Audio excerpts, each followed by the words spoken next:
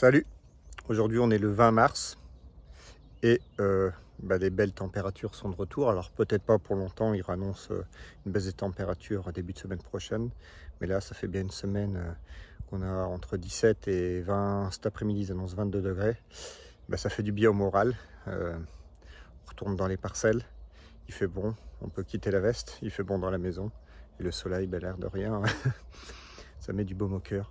On voit pour le coup les colzas, ils attaquent, la floraison va bientôt être proche. Donc c'est ce qui expliquait qu'il fallait solder l'azote il y a déjà à peu près quasiment 2 semaines pour éviter de venir mettre de l'azote sur les boutons.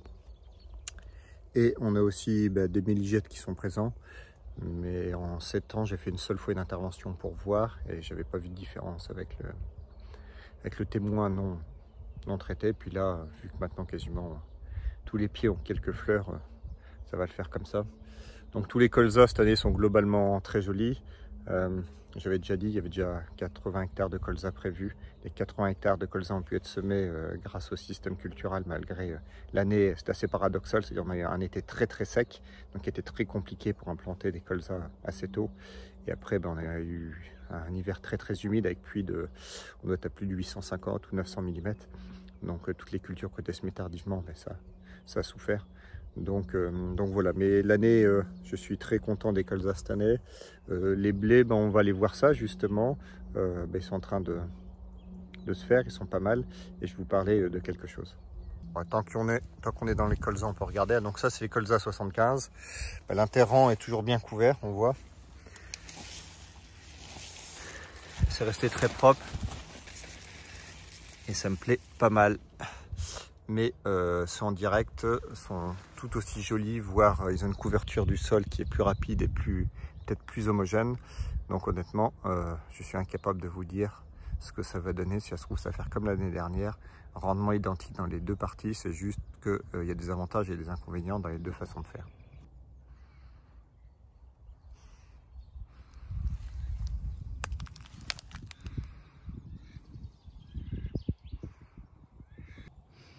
Donc je voulais vous parler d'une chose. Je reçois vendredi dernier, vous êtes un groupe de 10 agriculteurs, êtes venus pour le tour de plaine découverte de l'exploitation et de la façon de faire. Et quelques jours avant, milieu de semaine, je recevais une classe de bac professionnel, donc par alternance. Donc des jeunes qui sont déjà engagés, on va dire au niveau activité professionnelle. Quand ils viennent sur une ferme, qu'ils voient un semoir, ils savent ce que c'est. Et surtout quand ils viennent d'un champ de blé ou d'un champ de colza, comme on est venu voir, ils en ont déjà vu. Ça leur permet de voir un peu la différence, s'il y a une différence au niveau du sol, du comportement de plantes et ainsi de suite. Donc c'était des échanges assez intéressants et c'était une après-midi assez constructive pour tout le monde. Donc un peu comme quand des groupes d'agriculteurs viennent sur la ferme, je prends le temps d'expliquer le point de départ, les conditions pédoclimatiques, la transition, tous ces éléments-là. Et après seulement on va dans les champs et on va voir les cultures. Donc là c'était leur spécialisation, c'était je crois que ça s'appelle agroéquipement, donc c'est lié à la partie matérielle. Donc j'ai dit c'est assez marrant et paradoxal de venir faire un tour de plaine. Donc c'était un prof qui est vraiment super d'ailleurs, qui est à la fois agriculteur, qui est venu avec ses jeunes. Et donc le côté paradoxal, c'est qu'ils sont venus voir une exploitation qui fait tout pour se passer au maximum du matériel justement, du matériel spécifique au travail du sol. Et donc pour le coup, c'était d'autant plus intéressant de venir observer les cultures de blé. Et il y a quelques questions qui étaient assez pertinentes. Donc déjà en salle, on a déjà essayé de discuter et de voir comment fonctionne le sol, pourquoi on a recours au travail du sol dans la plupart des cas, et comment ça se passe quand on arrête le travail du sol, comment doit-il fonctionner, qu'est-ce qui fait qu'un sol fonctionne, ce genre de choses. Alors sans rentrer très, très profond dans les détails, mais au moins une question de porosité, de vie du sol. Donc dans les premières parcelles que nous sommes venus voir, il y avait par exemple une parcelle comme ça, où là c'est du colza en semi-direct à la dent, et après on allait dans le colza en monograine que je vous ai montré tout à l'heure, et après dans le champ de blé. Donc là ils ont pu voir, apprécier les densités de colza, la couverture du sol, la vie du sol. Donc qu'est-ce qu'on a fait? On a arraché quelques pieds de colza, on a regardé le comportement du sol en surface. Est-ce que le sol était fermé, glacé? Est-ce qu'il y avait de l'activité biologique? Comment se comportaient les pieds de colza et leurs pivots? Donc là, ils ont pu se rendre compte que le colza était de façon générale très réussi, qu'il n'y avait pas de problème de comportement de la plante et du sol, et que, selon leur dire, les colzas étaient loin d'être tous comme ça dans leur situation professionnelle ou dans leur entourage. Donc ensuite, on est venu dans cette parcelle de blé. Donc là, c'est du blé précédent tournesol. Et la question des élèves était, est-ce que vous avez réellement passé aucun outil? Donc la réponse était oui. Aucun outil n'est venu travailler le sol sur l'intégralité de la surface depuis 6 ou 7 ans. Sauf ici, on va dire sauf ici. Sauf de manière localisée, puisque le précédent était un tournesol. Donc pour rappel, pour le tournesol, je passe avec une dent de striptil tous les 75 cm, sachant au préalablement, pendant l'hiver, donc là vous avez déjà vu cette vidéo pendant l'hiver, pour la destruction des couverts, je passe le rouleau dans le sens normal du futur semis, où le but du rouleau, c'est de venir plaquer la matière au sol, donc à la fois de détruire une bonne partie des espèces. Alors les petites graminées qui sont à ras le sol comme ça, on ne les détruit pas. Alors il y en a qui n'aiment pas du tout, mais ça ne fait pas comme un désherbage chimique, on va dire. D'ailleurs, avec un broyeur, je ne pourrais pas les attraper non plus.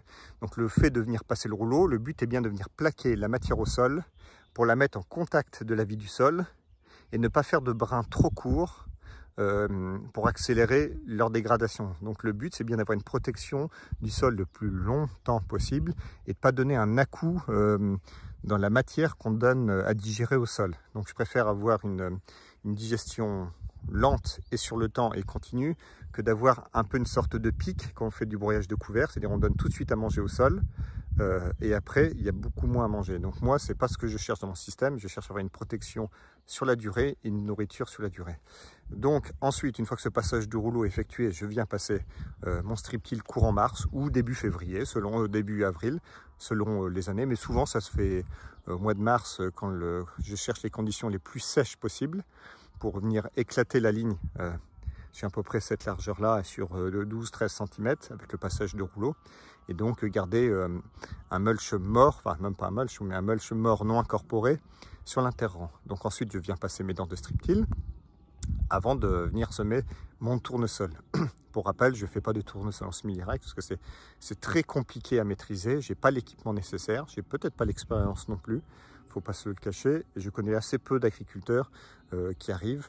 Et donc là, quand on fait des surfaces des fois assez importantes au tournesol, ça peut être compliqué, encore plus compliqué de réussir de manière uniforme. Déjà que le tournesol, même en travail du sol classique, ça peut être compliqué au niveau de la surveillance. Donc à chaque fois qu'on rajoute un niveau de complexité, on augmente la difficulté de réussite de la culture.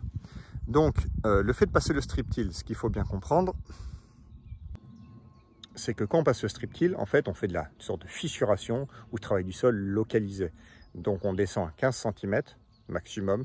Souvent, pour le printemps, je suis plutôt à 12-13. Alors je ne peux pas faire moins profond avec la dent que j'ai sur mon strip 4, parce que si je fais moins profond, ça peut faire un sillon légèrement négatif, et ça serait très très mauvais pour le bon passage du monograine. C'est-à-dire que je préfère faire un léger billon qui va venir être écrasé par le passage de rouleau, et ça fait que le monograine va travailler bien plat. Et ça, c'est indispensable pour avoir une bonne régularité de semis. Donc en fait, je fais bien un travail du sol très localisé. Donc certains appellent ça fissuration, travail du sol, déchômage. Enfin non, c'est pas du tout un déchômage d'ailleurs là.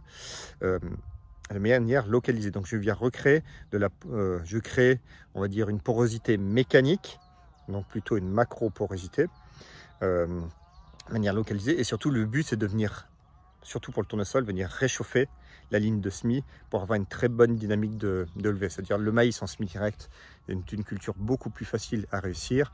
Et le besoin de température et de résistance de la plante n'a rien à voir. Le tournesol, on est quasiment obligé de venir réchauffer la ligne de semis. C'est pour ça que beaucoup de producteurs de tournesol, notamment en ACS, continuent à faire un déchômage superficiel tous les 4 ou 5 ans, donc soit avec un déchômeur à disque ou une herse rotative. Alors là, il faut faire attention à ne pas créer trop de terre fine, parce que quand on fait trop de terre fine, on peut venir reboucher en gros les pores du sol selon les précipitations qu'on a après. Donc on peut faire des bêtises quand on fait trop de terre fine en plat. Donc là, mon passage de striptil, je viens réchauffer la ligne. je disais, pour le tournesol. Et donc je viens bien faire un travail du sol localisé tous les 75 cm et sur l'interrang, je laisse les débris végétaux tels quels. Donc maintenant, on va faire une observation du sol et de ce précédent tournesol. Donc là, déjà, si on veut observer quelque chose, j'ai dit aux élèves, essayez de retrouver les anciens rangs de tournesol, tous les 75 cm, à l'endroit où j'ai effectué du travail du sol. Logiquement, si j'avais un problème de structure et de compaction de mon sol, je devrais retrouver des pieds de tournesol, des pieds de blé mieux développés tous les 75 cm, soit parce qu'ils avaient profité d'une structuration mécanique du sol par le striptil, ou bien par le tournesol qui lui a perforé le sol, enfin a fait ses galeries avec ses racines, et en mourant laisse ces galeries disponibles pour un meilleur développement du blé. D'ailleurs, dans le montage, je vais essayer de vous mettre une photo. Ça, c'est quelque chose que j'avais vu il y a 7 ans à peu près, sur mon premier blé dur de semi-direct dans des zones de mouillère, dans une parcelle. Le blé dur n'avait survécu que dans les zones sur les anciens rangs de tournesol, et là ce n'était pas lié à un travail du sol, puisque je n'avais pas fait de travail du sol profond, j'ai fait du travail du sol que superficiel pour implanter ce tournesol, et le blé dur avait bien survécu grâce aux anciennes galeries effectuées par le travail des racines du tournesol.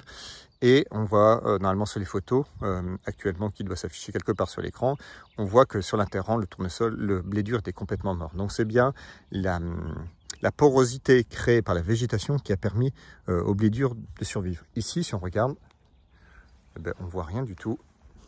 Donc pour moi, je trouve que c'est bon signe dans ma situation, c'est-à-dire que je ne retrouve pas mes anciens rangs de tournesol ni le passage de striptil. Ça veut dire que je n'ai pas de défaut de compaction du sol sur ces anciens interrangs. Donc à la question de ce jeune de mercredi dernier, est-ce que j'ai besoin de passer le décompacteur dans mes champs, qui est une question tout à fait pertinente, la réponse est bien et non, puisque mes passages localisés de striptil et de tournesol ne paraissent pas différents. Donc j'estime que ça se passe pas trop mal pour le coup dans le sol. Ensuite, on peut parler du besoin de travail du sol en plein et de nourrir le sol.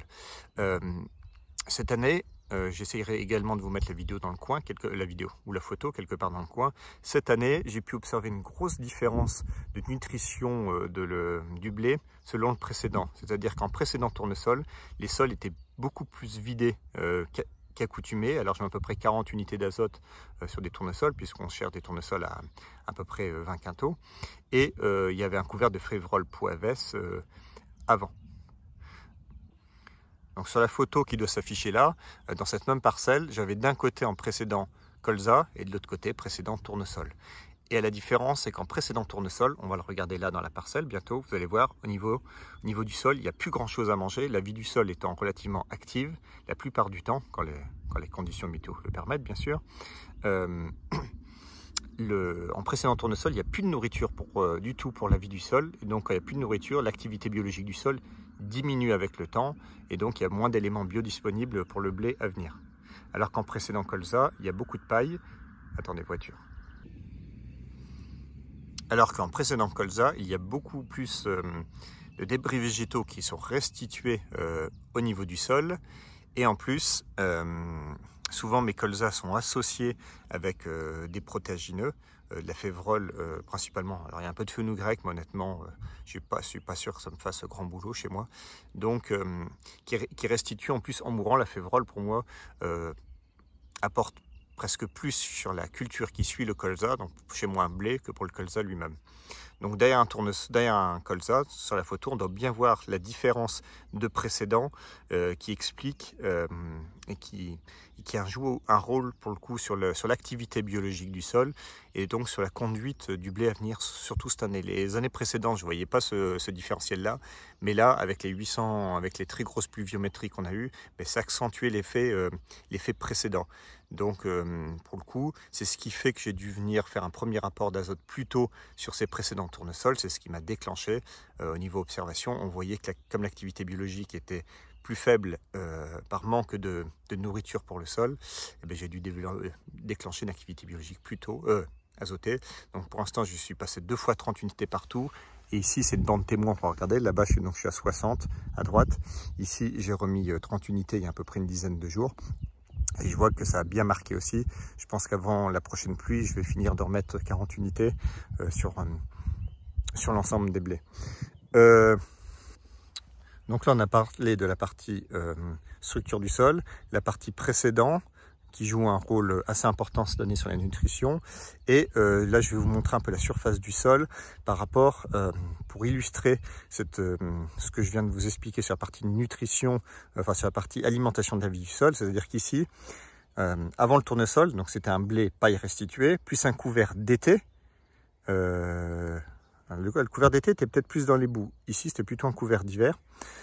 Et on va regarder justement que malgré le fait de ne pas avoir fait de travail du sol, d'avoir laissé à l'époque en surface les chaumes de blé, les pailles de blé qui étaient restituées au sol, plus le couvert, et bien sûr on regarde, et bien en fait on va comprendre que l'activité biologique est aussi en diminution par rapport à un précédent colza. C'est qu'il n'y a plus, comme il n'y a plus à manger sur la surface du sol, on croirait qu'il y a eu un passage de déchômeurs ou qu'il y a eu du travail du sol superficiel ici, tellement on ne retrouve plus rien à manger. Donc l'activité biologique a été très forte pendant un temps, et là, mais comme il n'y a plus à manger, comme il n'y a plus pardon, de débris végétaux sur le sol, eh ben, ça, il y a une diminution de l'activité biologique.